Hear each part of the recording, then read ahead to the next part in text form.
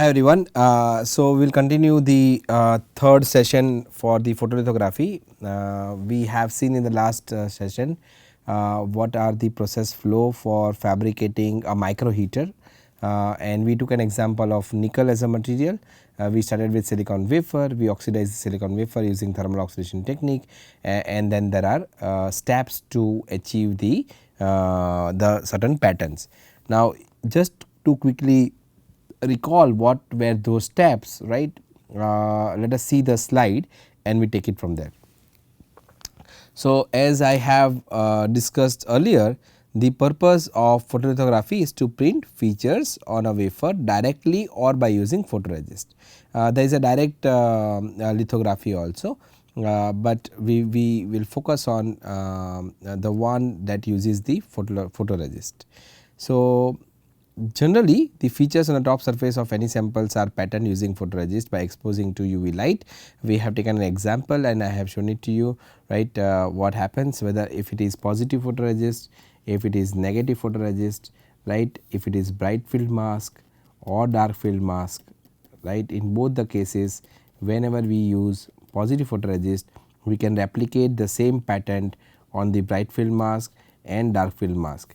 If we use negative photoresist, we get opposite, right, to what is there on the bright field mask or dark field mask. This much we know, correct. So, but the idea is that you have to, as if this is a silicon wafer, oxidized silicon wafer, and then you have, let us say, photoresist on this silicon wafer, right, spin coated on silicon wafer, and then we have pre baked it at 90 degree centigrade, 95 degree centigrade for 1 minute on hot plate. After that what happens?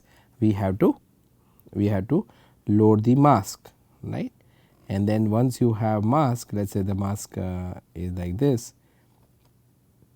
When you load the mask and align the wafer, you need to expose the photoresist with UV rays, right, UV light. So, that is what is written here,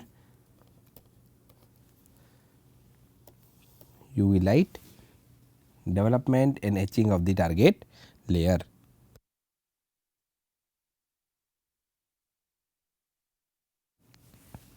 So, the photolithography processes are as follows. First is PR coating. Within that PR coating, right, this is kind of a repeat, but just to recall, right, the photolithography itself is divided into two parts. One is the PR coating and second part is in development, but the process is same. You see, the first step is wafer cleaning, then you have pre-bake or primer coating. I told you about HMDS, right. So, HMDS, then photoresist spin coating, it can be positive or negative. Then you have soft bake at 95 degree centigrade for 1 minute on hot plate, but if it is oven, the time changes, right, temperature remains same. Alignment and exposure with the help of mask, then you have to unload the mask and develop the photoresist using the photoresist developer, followed by hard bake. Hard bake is done at 120 degree centigrade for 1 minute on hot plate, correct. This is hard bake, and finally you have to inspect the photoresist that is patterned on the substrate, right. So, that is how the lithography is steps are defined, and in a easier definition, right, what we call as a technique for printing features, fine features, right, on a wafer, okay. And the steps are UV light, development and etching of the target layer. So, wafer cleaning and pre-bake, right, we know that the wafer cleaning consists of RCA1 cleaning and RCA2 cleaning. Once that is done, you can also use alternative like scrubbing, which is bubble jet N2 plus H2O, or high pressure rinse, sonication, followed by the pre-bake and priming. Pre-bake is high temperature baking to remove the moisture after wafer cleaning process, right, pre-bake. but soft bake is 195 degrees centigrade 1 minute on a hot plate. Pre bake is at a higher temperature to remove the moisture, followed by priming to improve photoresist adhesion. This primer is nothing but your HMDS, it is hexamethyl disilizane. Okay. This is called HMDS, and then you have to bake it at 200 degrees centigrade to 250 degrees centigrade for 60 seconds, followed by coating the photoresist. So, if you see this process, right, this one in this box, the once you have the photoresist spin coated on substrate and you expose this photoresist with help of the mask, if it is a positive photoresist, if it is a positive photoresist, then the area which is not exposed, will get stronger, and you can see that the area which is not exposed is stronger, or we have the similar pattern, whatever the pattern is there on the mask, right, onto the final wafer. You see, all right, only those area which were not exposed got stronger. This was positive resist. If negative photoresist, it will be opposite. So, what is photoresist, right, and if you and this is a very nice example where you can see that if I use a mask with certain pattern which is shown here, right, and if I use UV as a light source to expose the photoresist, if it is positive photoresist, the same pattern is replicated. If it is negative photoresist, you can see that the area which is black color, right, it is developed, correct. So, it is opposite of whatever the mask pattern is there. So, in another way, the area which is not exposed gets stronger in for positive photoresist, the area which is not exposed gets weaker in the negative photoresist, correct. So, but what is photoresist? Photoresist is nothing but a polymer and is solid organic material. The transfer designs to wafer surface and changes the photosolubility due to the photochemical reaction exposed to UV light. And what should the photoresist consist of? What are the parameters or properties of the photoresist, right? Properties is the right term. High etching resistance and good adhesion. What does that mean? Right, let us take an example. So, we know what do you mean by high etching resistance. Okay. So, I will just have, I will just put one slide in between. Okay. So, let us take the example of what is high etch resistance. So, I am just drawing, I hope that you can see in this form also, or let me just draw it straight, so it is easier. Okay. So, I have a silicon wafer and I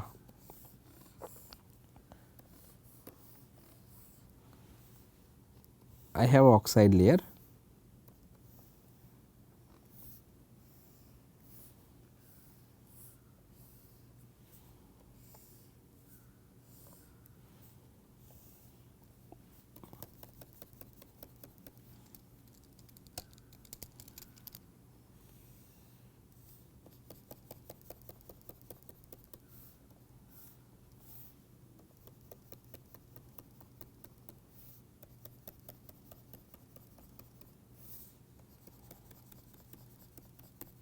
Is our oxide layer.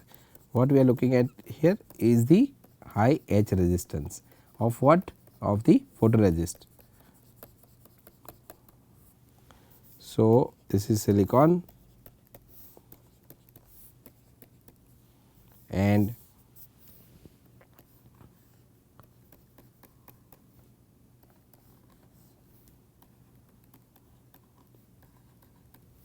okay. So, this silicon dioxide, on that I have a metal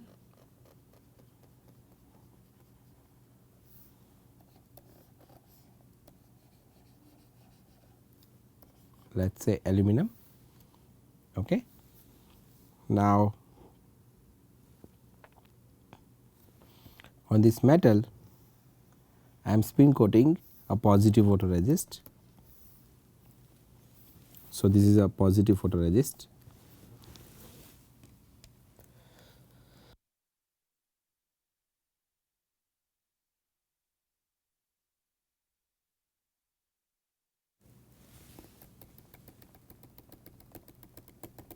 these dots represent the positive photoresist.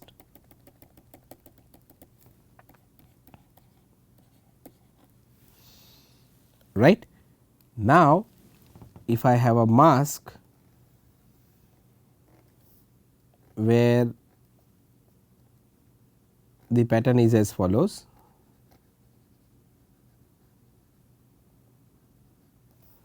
So, what is this mask? Bright field mask. Right. After pre-bake, after we have positive photoresist, we pre-bake it, then load mask and then expose the wafer with UV light, right, UV light.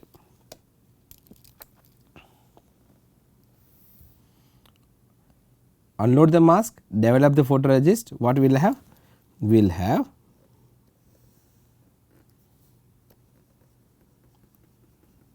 aluminum and photoresist, because this is a positive photoresist and it will replicate whatever the pattern is there on the mask, or in other way the unexposed region will be stronger. So, this is your photoresist. Now, you see if I have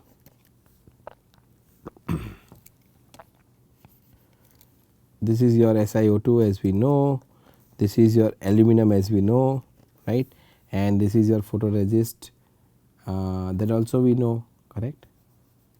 So, I should have drawn like this because photoresist is denoted by this pattern. Okay. Now, what will happen? We have to go for the hard bake. Hard bake is done at 120 degree centigrade, 1 minute on the hot plate. If I dip this wafer in aluminum etchant, what will happen? Aluminum will get etched, but while the aluminum is getting etched, the photoresist to sustain, the photoresist should not get etched, or the etching rate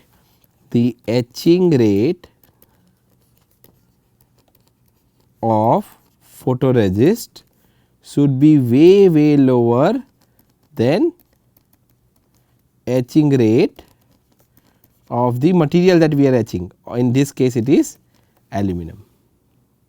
In what? In aluminum etchant, in the aluminum etchant. So, if I have etching rate extremely low, then what will I have?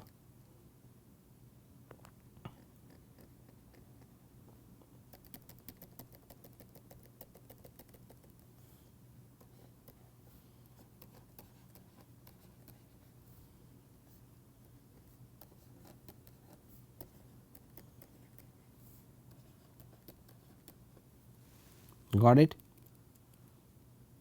But if the etching rate is very poor, then what will happen? That by the time this aluminum layer gets etched, the photoresist will get etched and we may not get the we may not be able to save the aluminum below the photoresist, right. So, this is an example of how the etch resistance, the photoresist should be resistance against the etching against the chemical that is used for etching the material below it, right. In this case it is aluminum, in other case it can be any other material as well, right. So, that is a etch resistance of the photoresist.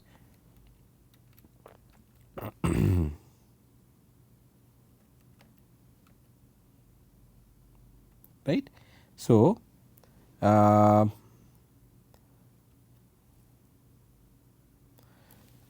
high etch resistance is what we have seen.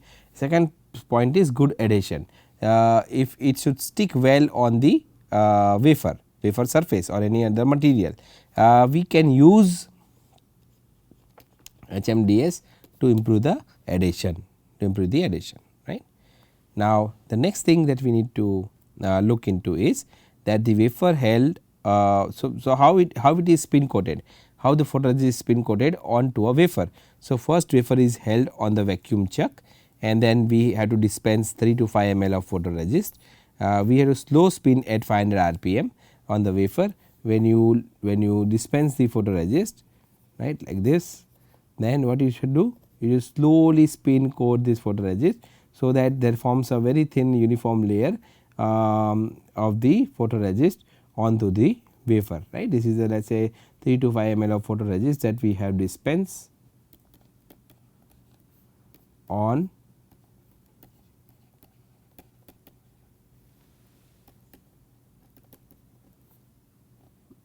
the substrate, right, 3 to 5 ml of photoresist onto the substrate.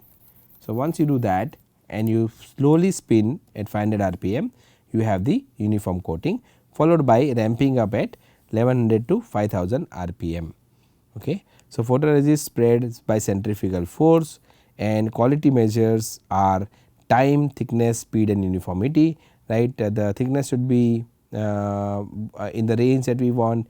If you increase the speed of the rotation, the thickness would be lower, right. If you decrease the speed, the thickness would be higher. If you increase the time, the thickness would be lower. If you decrease the time, the thickness of the photoresist on the substrate would be higher. And we need to see whether the photoresist is free of any particles and defects. So, negative photoresist, some of those are SU8, ARN 4200, 4300, 4400, while positive photoresist can be AZ 3312 or simply 1.2 L. So, this also we have discussed. The photoresist are of two types, positive and negative. What I told about positive photoresist?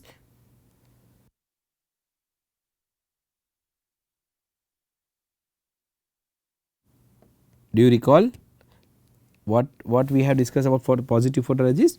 That the exposure to UV light removes the resist, right.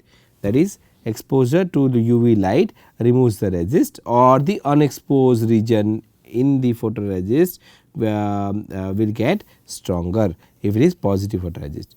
In the negative photoresist, exposure to UV light retains the resist. That means, if it is negative photoresist, then wherever this exposure is there, this will get resist will be retained, but where there is no exposure like this case, then the photoresist is gone, right. Easy. This is an illustration of the same. We have illustrated in earlier cases. I am not going into detail about this schematic.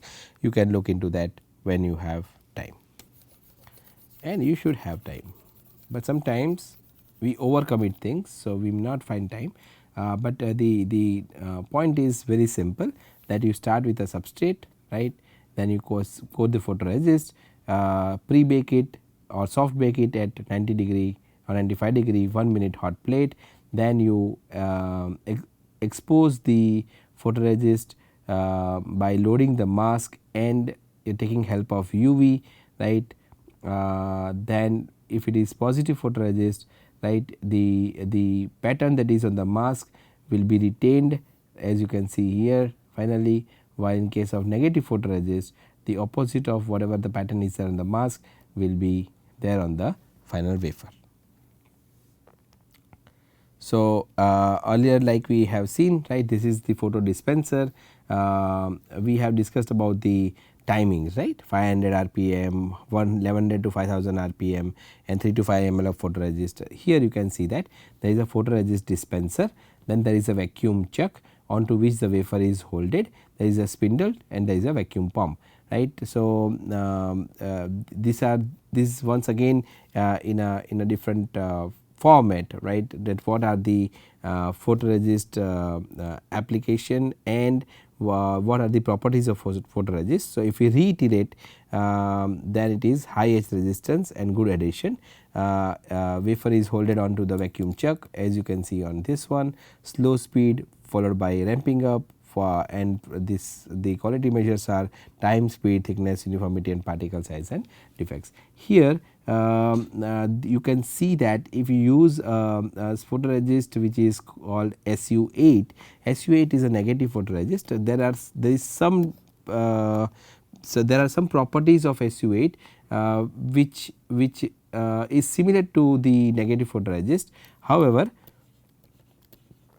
the process steps are little bit different, okay, they are little bit different, and the thickness is inversely proportional to the under root of spin speed. In this case, if the spin speed is in rpm and the thickness is in micrometer, you can see that as you increase the thickness, as you increase the speed, the thickness would also would decrease, right, correspondingly, and the equation is given here, right. So, if you are still interested, look into that.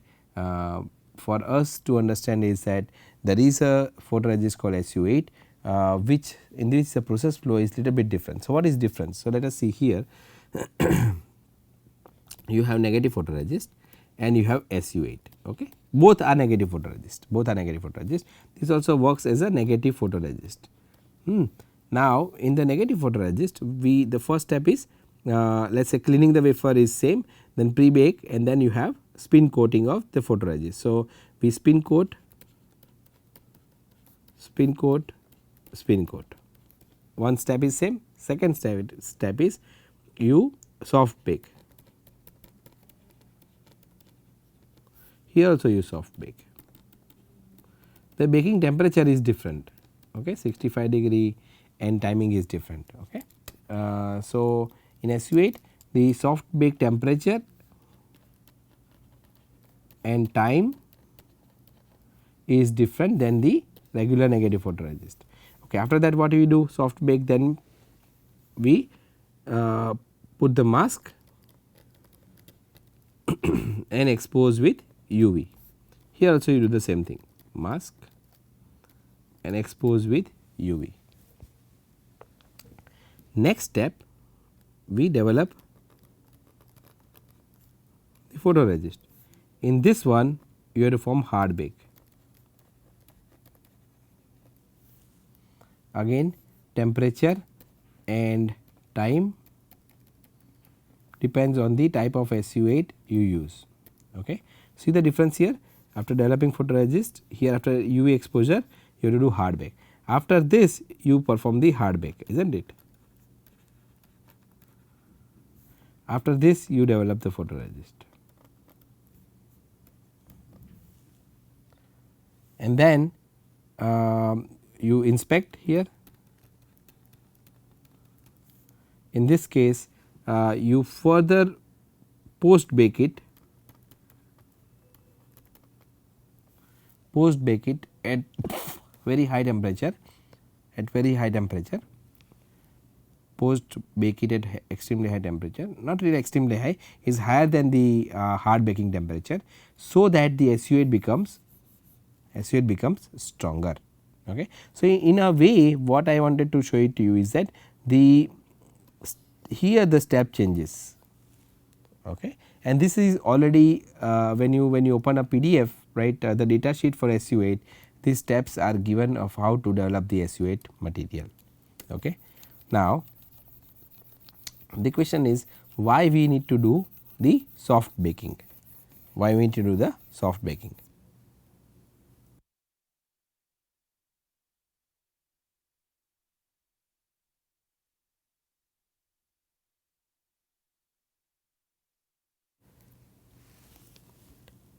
So, let us see, the soft baking is for partial evaporation of photoresist solvents. It improves the adhesion, improves uniformity, improves etch resistance, optimize the light absorbance, and it is a characteristics of a photoresist. So, that is the reason of using soft bake. If you want to go for exposure, right, we will take a detailed TA class on why and how this UV exposure works, right. And in this case you can see the schematic that the ideal light intensity pattern should be in this way. However, when we actually get the diffracted light collected by the lens, right, and the less diffraction after focused by the lens, the ideal versus this is an actual one, practical one. Okay. And the you can see the light passing through the mask and it passes through the lens, and the diffracted light collected by lens, how it looks like, and in this case you if you use SU8, right, then the exposure dosage would be different depending on the type of the material that you use. So, like a type of substrate you use. Okay. So, if you use SU8 on silicon, the related dose is 1x, but if it is glass then you have to increase the relative dose, pyrex, ITO, silicon nitride, gold, aluminum, so on and so forth. So, you can see that the relative dose for the exposure would change and rather increase from silicon all the way to the titanium. So, you need to also understand what kind of substrate you are using on which you have the SU8 material. Now, always understand that you need to cool the wafer to room temperature before exposing to the UV light. When you have developer, you need to also understand it is like a recipe. Okay, the one is recipe and one is process flow. So, is important that what kind of chemicals you use to etch different materials. Also the time, right, if the time is more or the time is less, then the process will not be successful. For example, in this case you can see the development profile of the photoresist. When the time is optimized, normal development, you have beautiful photoresist pattern on the substrate. But if you are impatient, right, and you stop before the actual time, you can see that incomplete development, right. If it is or it can be also under development, as you can see here. But if you are too patient, right, instead of 1 minute, let the wafer sit in the developer for 1.5 minutes, right, 1 minute 30 seconds, then you will have the over development, right. So, it is very important to optimize the parameter and stick to the timings. So, visible patterns appear on the wafer, windows and islands, right. The now, if you coat the photoresist onto a substrate and you expose the UV light. So, depending on the type of the photoresist, if it is positive photoresist, you will have the same pattern as you can see here, and in this case, while in the case of negative photoresist, the area which is not exposed, right, will get weaker and you can get the opposite pattern. Now, let us see the material parameter, although this is not too important for this particular course, right. This is just for our understanding. Okay.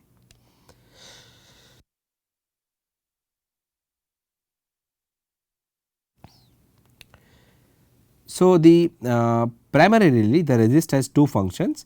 The main functions are the precise pattern formation and protection of the substrate during the etching. These are the two main functions of the photoresist. The parameters related to photoresist can be categorized as follows. One is the optical parameter, second is the chemical and mechanical properties of the tissue. The first optical properties includes the resolution, photosensitivity, index of refraction, while the second one, which is chemical and mechanical properties, include viscosity, adhesion, etch resistance, thermal stability, sensitivity to ambient and so on. So, the contamination and safety related properties, which is particle counts, metal content and flash point, ingredients in the eye line resist are this many. Let us not really go into details of the ingredients, because it is way off than what we are looking at, right. So, let us not worry about it. This is for people who are too much interested in understanding that how the resist commonly used for G line and I line resist or DNQ resist are commonly used, right, for the I line or G line. For you, you do not have to worry about how this is formed, but for some of the applications it is very important to understand what is G line and I line resist. The thickness of this resist is generally between 0.5 micron to 1 micron, and it consists of 3 different components: inactive resin, photoactive compound and solvent. And the after you spin and bake, you have 1:1 PAC and resin, which is photoactive compound and the resin. And like I told earlier, that for G line and I line, DNQ resist are generally used, and the base resin is non-Wolak, a long chain of polymer consisting of hydrocarbon rings with 2 methyl groups and 1 OH group attached, as you can see in this figure. But let us not worry about it at all. I will not ask you question, no assignment, no homework, no questions in exam from this particular slide. Okay, let us not worry about it. So, but you need to also understand a little bit, right, on what should be the material parameter for photoresist. Okay. So, the average energy of UV source is less than that of visible range. So, to maintain those, chemically amplified photoresist can improve the efficiency. That is the reason why we have photoresist which can be chemically amplified. Photoacid generator is converted to an acid by photon exposure. Later in a post exposure bake, the acid molecule reacts with a blocking molecule on a polymer chain, making it soluble in developer and regenerating the acid molecule. So, that is how the photoresist are developed, and if after reaction cross linking of resins helps in the hardening of the photoresist. So, once you expose it and once you develop it, then when you do the hard baking, this cross linking of resins will help it to form harder, right, help the photoresist. Now, from photoresist let us go to the next part, which is the basic of mask. We have seen that there are two masks, bright field mask and the dark field mask, is not it. So, let us see what are the basics of mask.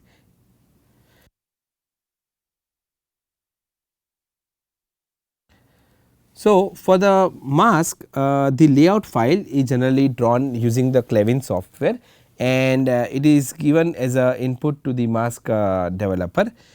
Beam scans the blank mask, and then mask material can be a glass plate with chromium coated on it. Sometimes mask can be referred as the chrome mask. Okay. So, because there is a chromium coated and you pattern the chrome, that is why it is called a chrome mask. E-beam selectively pattern the mask, develop the resist and remove the chrome from the desired area. Thus, initially if the mask has chrome everywhere, right, everywhere there is a chrome, right, you assume that this is a fully dark block, and when you have this E-beam scanning through this one, and when you develop it, finally you can get the pattern which you want. It can be, let us say, like this. Okay. So, E-beam selectively patterns the mask, develops the resist and remove the chrome from the desired area. So, all the area which except that x, y, z and plus, we do not want chrome. Okay. So, this is called the chrome mask, and masking should be done with great accuracy.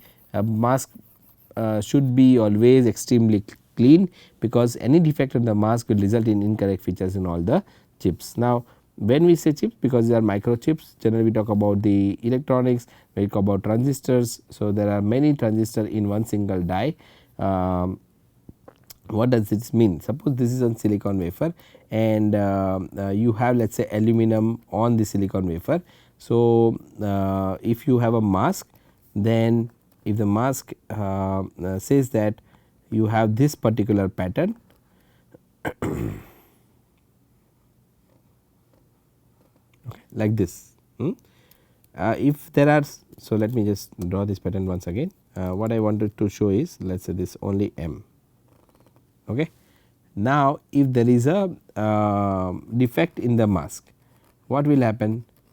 If the defect in the mask, then defect in the wafer would be further carried out. Suppose there is an extra dot here, right, then you will have this with extra dot, metal will not get etched, the aluminum will stay there, right. Or if this line is shorted like this, then here also you can replicate the same thing.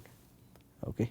So, the defects should not be there, because any defect in the mask will come on the silicon wafer. Next, what we see, a mask is usually 5 to 10 times larger than the actual feature. The features are reduced or zoomed out during the lithography process. So, it will be called as a 5x or 10x mask. In addition to design mask, will have the alignment marks, which is here, right, and for multiple mask process and text structures. We will see the role of the alignment mark in the next class, but you do remember that the mask has the alignment marks. Okay. So, if you see further on the slide, you have photo mask, and the photo mask are of several types, but basically we divide into two. One is Fe2O3 on soda lime glass, and second one is a chrome mask. Then there is a bright field mask and there is a dark field mask. We have discussed this thing earlier. I have shown the mask to you as well. So, in the bright field mask the field is mostly transparent and features are opaque. In the dark field mask mostly the field is dark and the features will be transparent.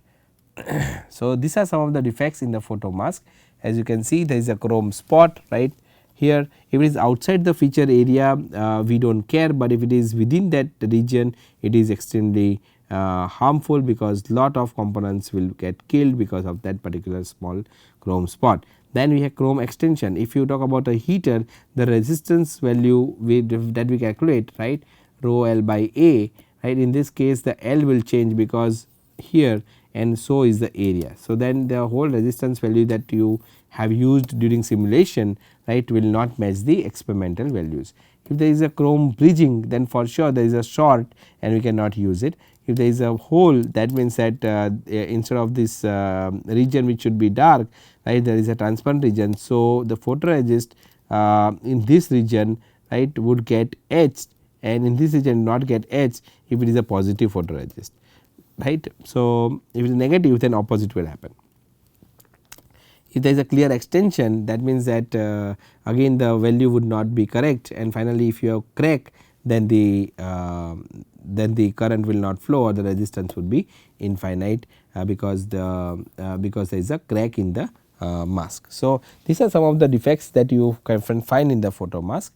Now, the lithography sequence, if you understand, then you have a wafer, then you coat the wafer, pre-bake it, then or soft bake it, and then you pre-bake. Some books they write pre-bake, expose and pre-bake exposure, develop and then look at the inspection. In some of the wafer, books you will find that it is called soft bake and hard bake. Okay. So, in this thing which is on the litho good scientist CHE 323 course, the way they have illustrated is that you take a wafer, you coat the wafer with the photoresist, you pre-bake it at 95 degrees centigrade 1 minute on a hot plate, then you have you expose it by using the mask, then you do the post exposure bake or a hard bake, and followed by develop it with the photoresist developer, and then finally inspect it with the several metrological tools. So, the easy one is the microscope, right, microscope. But in microscope also there are several kinds of microscope. One is the metrological microscope, second one is the stereo, third one is SEM, fourth one is TEM, right. So, then fifth one is AFM. So, SEM is metrological microscope, stereo microscope, we will show it to you. SEM stands for scanning electron microscopy, TEM stands for transmission electron microscopy, and AFM stands for the atomic force microscopy. Alright. So, we can generally it is divided into two parts, the metrological microscope, stereo microscope, and third part is inverted microscope, inverted, okay, inverted, stereo and metallurgical,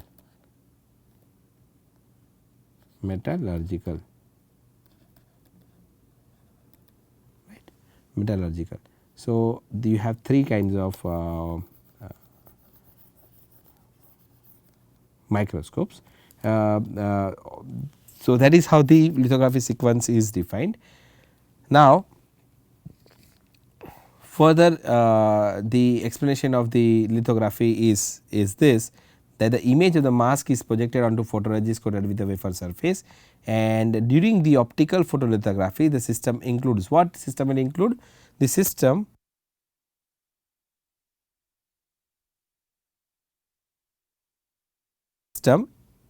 includes design and operation of the exposure tool to the project the image of the photo mask at the surface of the wafer.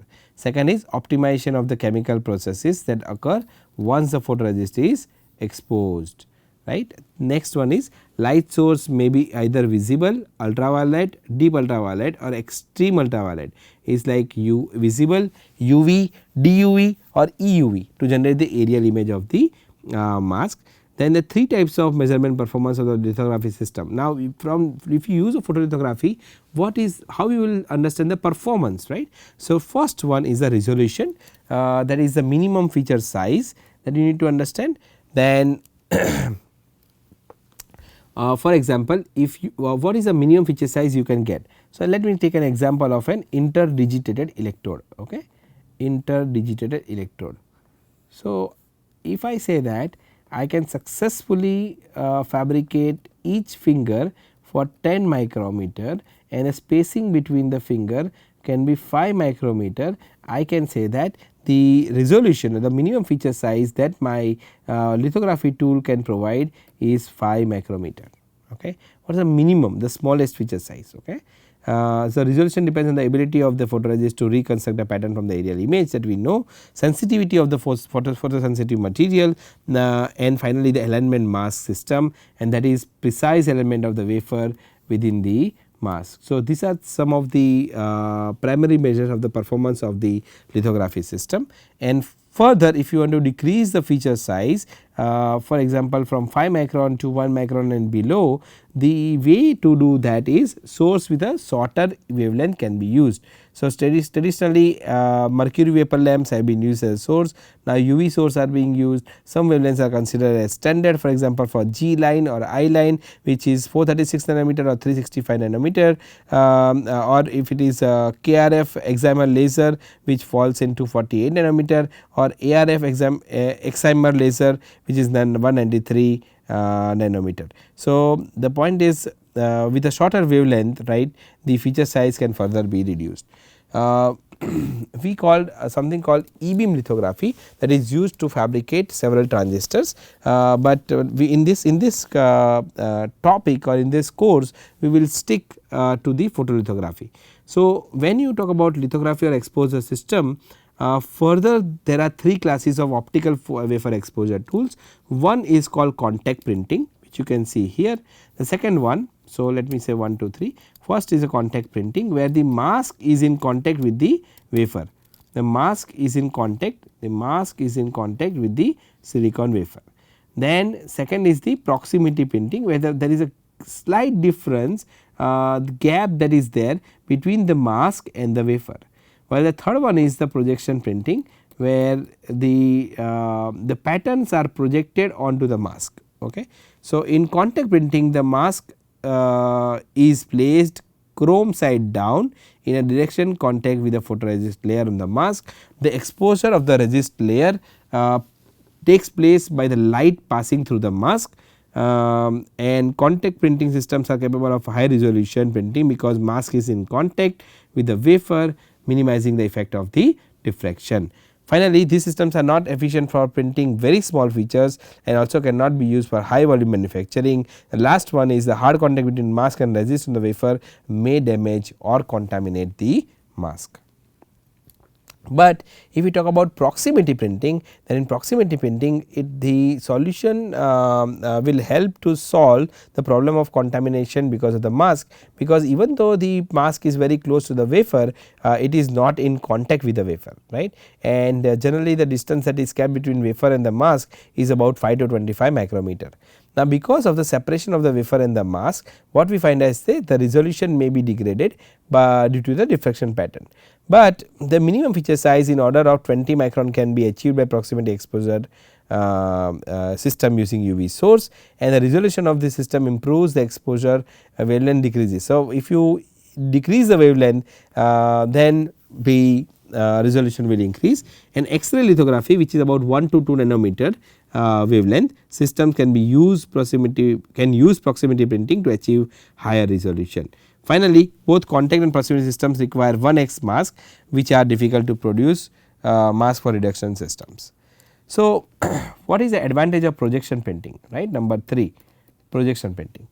The most widely method of exposing wafer in lithography is using the projection printing. These systems provide high resolution without contaminating the mask, the most important advantage. Second is, in projection exposure tools, the mask is physically separated from the wafer and an optical system is used to project. You can see here the mask is right here, the wafer is here, but in between there is an optical system that is used to project the image of the mask on the wafer, and this solves the contamination is used, and the resolution of the projection printer is generally limited by the diffraction effects. The optical system that is used in the projection printing reduces the mask image by 4x or 5x or even 10x, which means that only a small portion of the wafer is printed during each exposure. Typically, steppers are used to expose the entire wafer. If we see the slide, what we see here is a e-beam lithography. Please look into the each section, right from electron gun all the way to mechanical stage. Just read one by one. So, what you find? What you find is right from electron beam gun or electron gun to alignment coil, first conventional lens, blanking place, second conventional lens, limiting aperture, final lens, electron resist, substrate and mechanical stage. That is how the things are there, and the beam will scan across this particular resist. Okay. And the pattern generator and the computer control are attached along with e-beam lithography. The size limitation in optical lithography arises because of the resolution depends on the wavelength of the light. We already know that, and that is why, because the electron beam has much smaller wavelength, it can achieve much higher resolution. Typically, in the photolithography we will have the minimum feature size no lesser than 2 microns. Okay. In e-beam lithography, a very narrow electron beam is used to scan and write the design directly on the wafer. This is a direct writing method, and most of these things we use this direct writing method very often when we want feature size below 2 microns. The setup consists of an electron source, lens and reflector coils to project the beam on the surface. The resolution of 20 nanometer can be achieved by using the e-beam lithography. The disadvantage, now every system has an advantage and disadvantage or limitation. The limitation of this one or the disadvantage of this method is the wafers has to be written individually and the process is time consuming. So, also e-beam lithography is a scanning system, while conventional lithography is one shot exposure. You see, you have to scan the entire wafer and it takes longer time compared to the normal conventional lithography system with a UV source. Lastly, this system requires high vacuum, so the process is slow and expensive. Backscattering of electron may affect the resolution.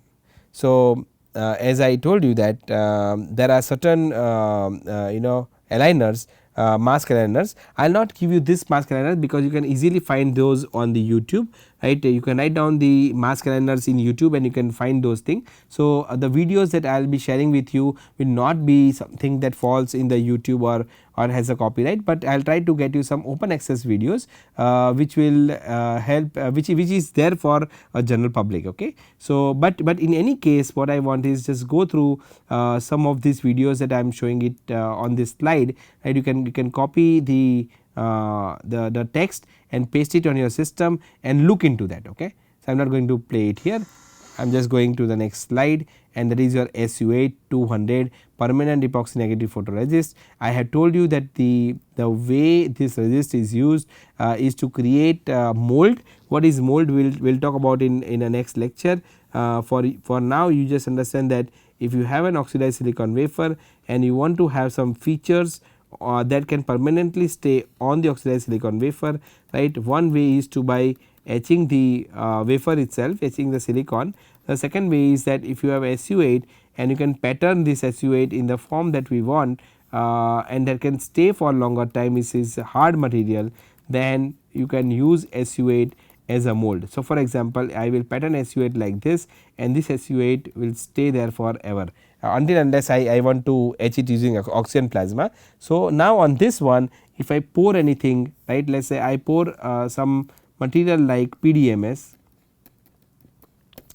and cure it and remove it, then I will have feature size which will look like this in PDMS, right, and I can retain once I have this PDMS peeled off from this wafer, right, from this wafer, then I can retain my SU8 again. So, this wafer can act as a mold. MOLD or MOULD, both terms are correct. Okay. The advantage of this SU8 is that it has a high aspect ratio imaging, 0.5 to 200 micron thickness we can get in a single coat. It has improved coating properties, faster drying for increased throughput, near UV processing and vertical side walls. You can see very beautiful pillars here with 10 micron features, 50 micrometer SU8 2000 coating, and all these things you can find from the Microcam website about how to use the SU8 materials, whether it is SU8 2025, 2035, 2050 or 2075. We will talk about the soft lithography in the next class. Till then, what I feel is, let us stop here and then we can go and understand more about how to utilize soft lithography, and also some more videos for you to grasp the different photolithography unit, different mask aligners. So, along with soft lithography, we will now go a little bit deep into understanding how to use multiple mask process. Right now we have used only one mask, there is a plus and then there is a wafer and you align it and that is it. But what happens if there are multiple masks, and how to use a multiple mask using the single on the same wafer, right. So, how to align it, that is a part of the next session. Till then, if you have any questions, feel free to send email. If it is really tricky question that you do not get solution from the NPTEL portal, otherwise please use the NPTEL portal for your queries, and as I promised earlier, we will try to solve the queries if we know, or we will try to find it out the solution for your queries and get back to you on the portal. Till then, you take care. I will see you in the next session. Cheers.